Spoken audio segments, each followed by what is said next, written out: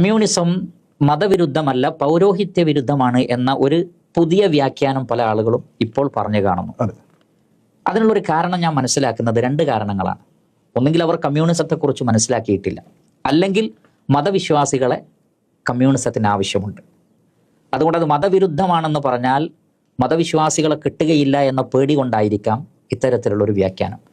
കമ്മ്യൂണിസത്തിന്റെ ആചാര്യന്മാർ പറഞ്ഞു വെച്ച, തുടക്കം മുതലേ പറഞ്ഞു വെച്ച അവരുടെ വാക്കുകളും അവരുടെ ഗ്രന്ഥങ്ങളും അവരുടെ പ്രഭാഷണങ്ങളും പരിശോധിക്കുന്ന ഏതൊരാൾക്കും പകൽ വെളിച്ചം പോലെ വ്യക്തമാകുന്ന കാര്യമാണ് കമ്മ്യൂണിസം മതവിരുദ്ധമാണ്, അല്ലാതെ പൗരോഹിത്യ വിരുദ്ധമല്ല.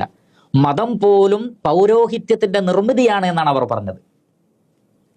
പൗരോഹിത്യമാണ് മതത്തെ ഉണ്ടാക്കിയത്. ജനങ്ങളെ ചൂഷണം ചെയ്യാൻ വേണ്ടി പൗരോഹിത്യം ഉണ്ടാക്കിയ ഒരു അവരുടേതായ ആദർശം മാത്രമാണ് മതമെന്നും, അല്ലാതെ മതത്തിൽ പിന്നീട് കടന്നുകൂടിയതാണ് പൗരോഹിത്യം എന്നുള്ള നിലക്കല്ല അവർ പറഞ്ഞിട്ടുള്ളത്. പൗരോഹിത്യത്തിന്റെ നിർമ്മിതിയാണ് മതം എന്നുള്ളതാണ്.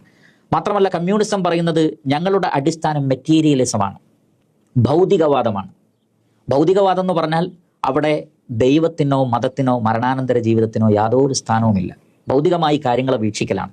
അതുകൊണ്ട് കമ്മ്യൂണിസം ഭൗതികവാദമാണെന്നും ഈശ്വരവിശ്വാസം കമ്മ്യൂണിസ്റ്റുകൾക്ക് പാടില്ല എന്നും കമ്മ്യൂണിസത്തിന്റെ ആചാര്യന്മാർ എഴുതി വെച്ചത് ഈ ചാനലിൽ തന്നെ ഞാൻ ഒരുപാട് പ്രഭാഷണങ്ങളിൽ, സംസാരങ്ങളിൽ അത് കോട്ട് ചെയ്തിട്ടുണ്ട്. അതുകൊണ്ട് കമ്മ്യൂണിസം ബേസിക്കലി മതവിരുദ്ധമാണ്.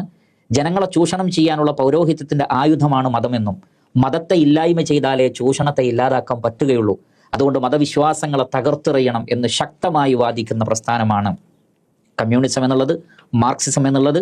അതുകൊണ്ട് വ്യക്തമായി വായിച്ച് പഠിക്കണമെന്നാണ് ഇത്തരം വാദങ്ങൾ പറയുന്ന സുഹൃത്തുക്കളോട് മാന്യമായി ആവശ്യപ്പെടുന്നത്.